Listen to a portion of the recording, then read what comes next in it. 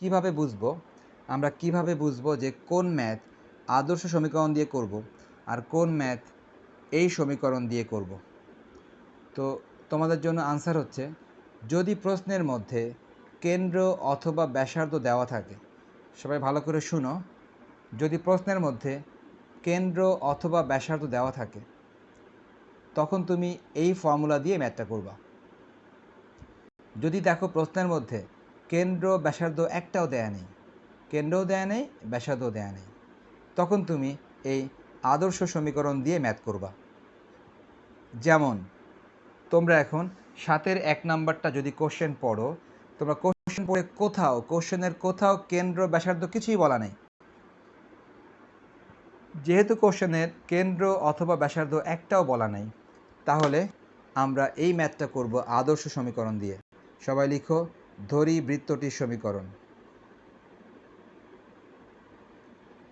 সবাই লিখো ধরি বৃত্তটির সমীকরণ। ওকে, বৃত্তটির সমীকরণ আমরা মোটামুটি সবাই জানি সমীকরণটা কেমন হয়। সমীকরণ হচ্ছে x² + y² + 2gx + 2fy + c = 0। এটাকে বলা হচ্ছে বৃত্তের আদর্শ সমীকরণ। তো আমি একটু আগেই তোমাদেরকে বলে দিলাম যে আদর্শ সমীকরণ দিয়ে সেই সমস্ত ম্যাথ করব যে সমস্ত ম্যাথে কোশ্চেনে কেন্দ্র অথবা ব্যাসার্ধ কিছুই দেয়া থাকবে না, সেই সমস্ত ম্যাথ করব আদর্শ সমীকরণ দিয়ে। আর যে সমস্ত ম্যাথে কেন্দ্র অথবা ব্যাসার্ধ দেওয়া থাকবে সেই সমস্ত ম্যাথ করব আগের সমীকরণ দিয়ে, যেই সমীকরণ দিয়ে আমরা এতক্ষণ ম্যাথ করেছি। ওকে, ঠিক আছে। তাহলে এতটুকু লেখার পর সবাই এটাকে 1 নাম্বার দিয়ে দাও। 1 নাম্বার দেওয়ার পর আমরা একটার পর একটা প্রশ্নে যা লেখা আছে একটার পর একটা লিখবো এবং তোমাদের বোঝানোর চেষ্টা করব। সবাই লিখো প্রশ্ন মতে। কথাটা প্রশ্নে বলা আছে, হ্যাঁ, প্রশ্ন মতে বৃত্তটি মূলবিন্দু দিয়ে যায়। প্রশ্ন মতে বৃত্তটি মূলবিন্দু 0, 0 দিয়ে যায়। এই কথাটা কিন্তু প্রশ্নে বলা আছে, আমি নিজের থেকে লিখি নাই। কথাটা প্রশ্নে বলা আছে যে প্রশ্ন মতে এই বৃত্তটি মূলবিন্দু দিয়ে যায়, প্রশ্নে বলা আছে। আমরা সবাই জানি কোনো বিন্দু দিয়ে গেলেই সিদ্ধ হয়, সবাই জানি বিন্দু দিয়ে গেলেই সিদ্ধ হয়। তো নিশ্চয়ই তাহলে সিদ্ধ হবে। অতএব 1কে সিদ্ধ করে, যেহেতু বিন্দু দিয়ে গেলেই সিদ্ধ হয়, অতএব 1কে সিদ্ধ করে। সবাই 1 নাম্বারকে সিদ্ধ করো। সিদ্ধ করার নিয়ম সবারই জানা। এক্সের পরিবর্তে এক্সের মান 0 বসাবা, আবার ওয়াইয়ের পরিবর্তে ওয়াইয়ের মান 0 বসাবা। সবাই দেখো এক্সের মান 0, ওয়াইয়ের মান 0। সবাই দেখো এই যে এক্সের মান 0, ওয়াইয়ের মান 0 প্লাস c = 0। সবাই দেখতে পেলাম সিদ্ধ করলে এক্সের মান 0 বসালে, ওয়াইয়ের মান 0 বসালে এগুলো সবই 0 হয়ে যাচ্ছে, শুধুমাত্র c থাকতেছে। ওকে, এখান থেকে লিখতে পারি c = 0। c = 0। এই c এর মান সবাই 1 নম্বরে বসিয়ে দাও।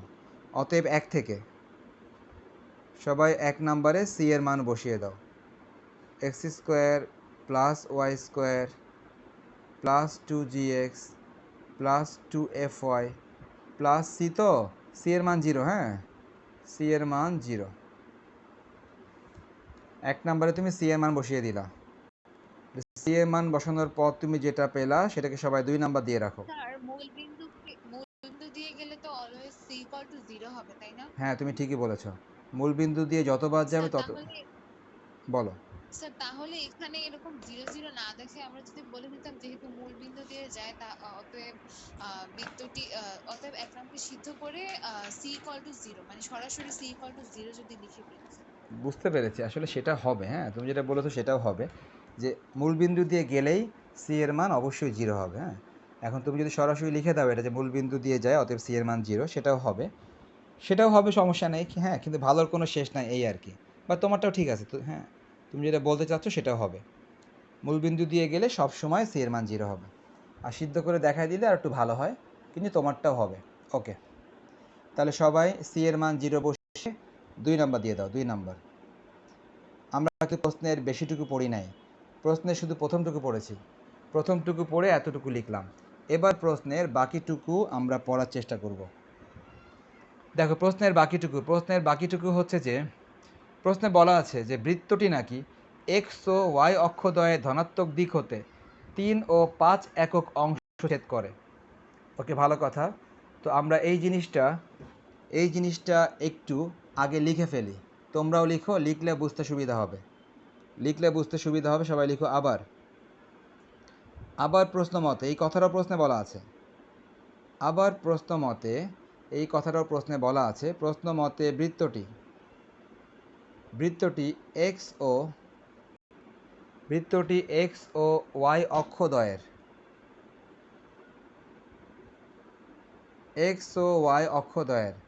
ধনাত্মক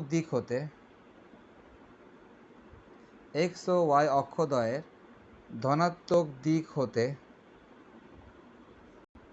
যথাক্রমে 3 ও 5 একক অংশ ছেদ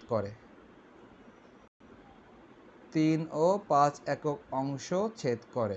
এই কথাটা আমি কোশ্চেন থেকে কপি করলাম। পুরা কথাটাই আমি কোশ্চেন থেকে কপি করলাম। ওকে, ভালো কথা। এখন আমি চিত্রের মাধ্যমে এই কথাটাকে বোঝানোর চেষ্টা করব এবং তোমাদেরকেও চিত্র আঁকতে হবে।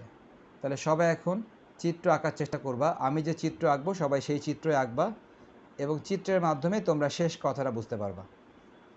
সবাই এবার কি করবা দেখো, সবাই একটি বৃত্ত আঁকার চেষ্টা করো। কিভাবে আঁকবা বলি। পরীক্ষার সময় এসব ম্যাথে কি চিত্র এঁকে দিতে হবে?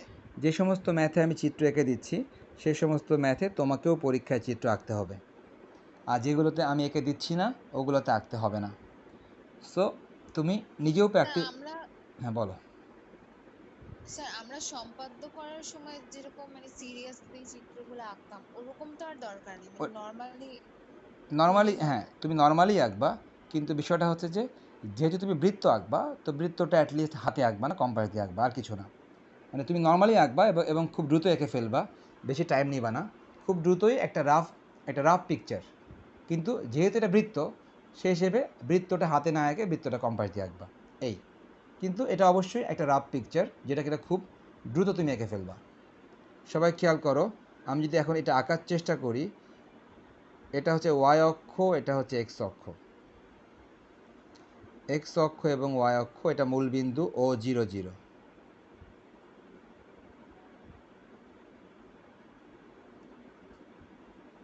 ওকে, তাহলে এখন প্রশ্নে ঠিক যেরকম বলা আছে আমরা ঠিক সেভাবে আঁকবো। সবাই খেয়াল করো, প্রশ্নে বলা আছে বৃত্তটি এমন হবে যে, আবারও বলি, বৃত্তটি এমন হবে যে বৃত্তটি এক্স অক্ষ থেকে ছেদ করবে 3 একক এবং বৃত্তটি ওয়াই অক্ষ থেকে ছেদ করবে 5 একক। সবাই খেয়াল করো, বৃত্তটি এমনভাবে আঁকতে হবে যেন এক্স অক্ষ থেকে ছেদ করে 3 একক আর ওয়াই থেকে ছেদ করে 5 একক। খেয়াল করো তো, আমি যদি আগে থেকে মার্ক করে ফেলি, সবাই দেখো, এই দেখো, এক্স অক্ষ থেকে 3, তাই না? এক্স অক্ষ থেকে 3, ওয়াই থেকে হচ্ছে 5। আচ্ছা, 3 একক, এটা তো এক্স অক্ষ থেকে 3, ওয়াই থেকে 5, ঠিক আছে। সবাই দেখো, এই যে 1 2 3, এক্স থেকে 3, ওয়াই থেকে 5, 1 2 3 4 5। সবাই খেয়াল করলে আমি এক্স থেকে 3 আগেই নিয়ে নিলাম, ওয়াই থেকে 5 আগেই নিয়ে নিলাম, কেননা প্রশ্নে বলাই ছিল এক্স থেকে ছেদ করবে 3 একক, ওয়াই থেকে ছেদ করবে 5 একক। ভালো কথা। তাহলে এখন যদি আমি বৃত্তটা আঁকি, সবাই দেখো তো, যদি আমি বৃত্তটা এইভাবে আঁকি,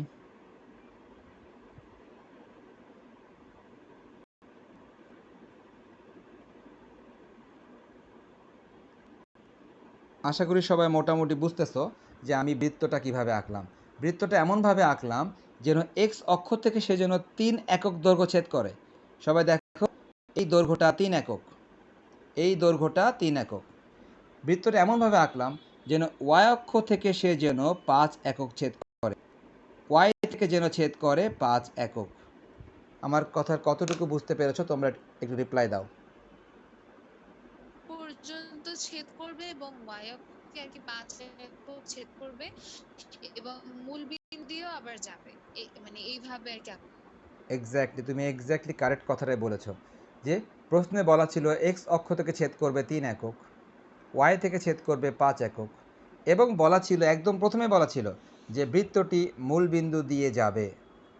সো দেখো, বৃত্তটি মূলবিন্দু দিয়েও গেল। বৃত্তটি খেয়াল করো মূলবিন্দু দিয়েও গেল। তো আমরা কিন্তু প্রথমে ঠিক যেভাবে বলা ছিল ঠিক সেভাবেই বৃত্তটা আঁকলাম। তাহলে রামজা তুমি কি বুঝতে পেরেছো বলো একটু? আর নাদিয়া তুমি যে এই বিন্দুটা কত হতে পারে? এই বিন্দুটা কত হতে পারে? স্যার 3। হ্যাঁ 3। তো বিন্দুটা কত? বিন্দুটা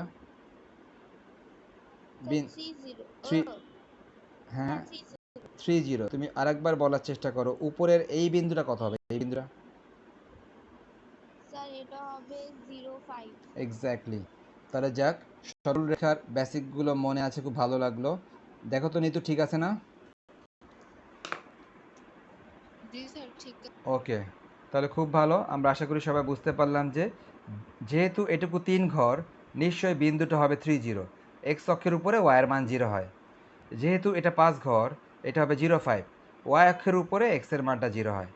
ওকে, তাহলে এই যে কথাটা বলা ছিল, এই কথাটা সামারি হচ্ছে, এই কথাটা সামারি হচ্ছে বৃত্তটি 30 বিন্দু দিয়ে যায়, বৃত্তটি 05 বিন্দু দিয়ে যায়। তার মানে এই যে কথাটা বলা ছিল, এই কথাটার অ্যাকচুয়াল মিনিংটা হচ্ছে বৃত্তটি 30 বিন্দু দিয়ে যাবে, আবার বৃত্তটি 05 বিন্দু দিয়ে যাবে। সো তারা যেটা বলে দিয়েছিল সেখান থেকে আমরা একটা গুরুত্বপূর্ণ কথা পেয়ে গেলাম। সবাই লিখবা যে অতএব বৃত্তটি, আমরা কিন্তু চিত্রের মাধ্যমে সবাইকে বুঝালাম। অতএব বৃত্তটি, অতএব বৃত্তটি 30, বৃত্তটি 30 ও 05 বিন্দু দিয়ে যায়, 30 ও 05 বিন্দু দিয়ে যায়। এই কথাটা আমরা চিত্র থেকে বুঝতে পারলাম। তাহলে নিতু বিন্দু দিয়ে গেলে কি হয়? বিন্দু দিয়ে গেলে কেমন ঘটে? স্যার সিদ্ধ হবে সিদ্ধ বৃত্তটা। হবে, রাইট। তার মানে নিশ্চয় বৃত্তটা সিদ্ধ হবে। 2 নং বৃত্ত সিদ্ধ করব। 2 নং বৃত্ত সিদ্ধ করব, প্রথমে সিদ্ধ করব 30 দিয়ে, আবার পাশেই সিদ্ধ করব 05 দিয়ে। তো যাক, তো এখন তো বিন্দু দিয়ে আর কি সিদ্ধ করব, তারপরে আবার 05 বিন্দু দিয়ে আর কি সিদ্ধ করবো, মানে এই মানগুলো ওখানে বসাবো এক্স আর ওয়াই এ। তারপরে যে মান পাবো আর কি, প্রথমে পাবো জি এর মান, তারপর পাবো এফ এর মান। তারপর এই মানগুলো আর কি এই 2 নং সমীকরণে বসানোর পর একটা বৃত্তের সমীকরণ পাওয়া যাবে, মানে এখানে যেটা চাইছে। এক্স্যাক্টলি, এবং সেটাই হবে আমাদের আনসার, ঠিক আছে? তো তাহলে ওকে, তাহলে এখন আমাদের কাজ হবে, এখন আমাদের কাজ হবে 30 বিন্দু দিয়ে 2 নং সিদ্ধ করা। তার কারণ সবাই জানি যে যদি কোনো বৃত্ত কোনো বিন্দু দিয়ে যায় তখন ওই বৃত্তটা সিদ্ধ হয়। সো আমরা এখন বৃত্তটাকে সিদ্ধ করব। 2 নং বৃত্ত, 2 নং বৃত্তকে আমরা সিদ্ধ করব। একবার সিদ্ধ করব 30 দিয়ে, আর একবার সিদ্ধ করব 05 দিয়ে। তাহলে আমরা সিদ্ধ করার চেষ্টা করি, পাশাপাশি লিখি আমরা। সবাই দেখো, আমি যদি পাশাপাশি লিখি, অতএব 30 দ্বারা 30 দ্বারা 2কে সিদ্ধ করে, 30 দ্বারা 2কে সিদ্ধ করে, 30 দ্বারা 2কে সিদ্ধ করে।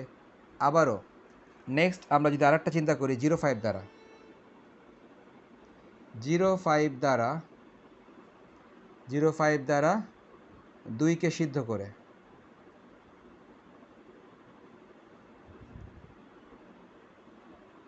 05 দ্বারা 2কে সিদ্ধ করে। সো আমাদের এখন কাজ হবে 30 দিয়ে 2কে সিদ্ধ করা, 05 দিয়েও 2কে সিদ্ধ করা। সিদ্ধ করার নিয়ম সবাই জানি, সিদ্ধ করার নিয়ম সবাই জানি। এক্সের মান 3 বসাবো, ওয়াইয়ের মান 0 বসাবো। কোথায়? 2 নং সমীকরণে। সো সবাই তাহলে 2 নং সমীকরণে এক্সের মান 3 আর ওয়াইয়ের মান 0 বসায়। সবাই খেয়াল করো তাহলে।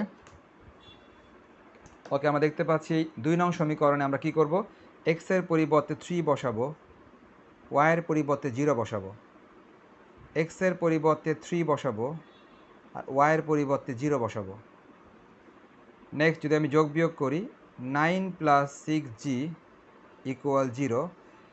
এখান থেকে ক্যালকুলেশন করলে আসবে 6g = -9। এখান থেকে g এর মানটা আসবে -9/6। সো কাটাকাটি করলে g এর মানটা আসবে, কাটাকাটি করলে 3 দিয়ে কাটলে 3 × 9, 3 দিয়ে কাটলে 3 × 2 = 6।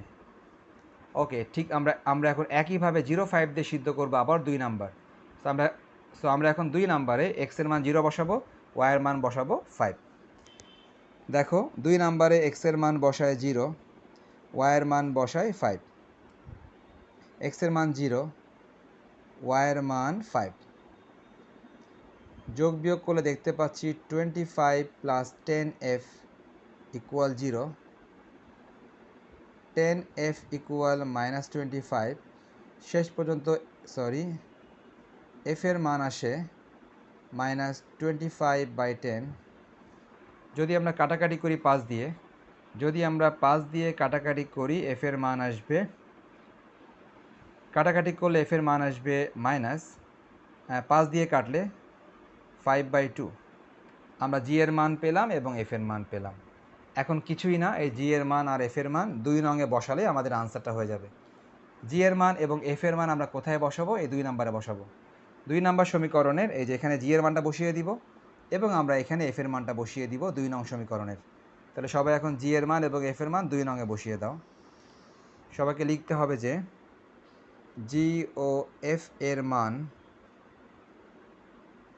g ও f এর মান 2 নঙে বসিয়ে।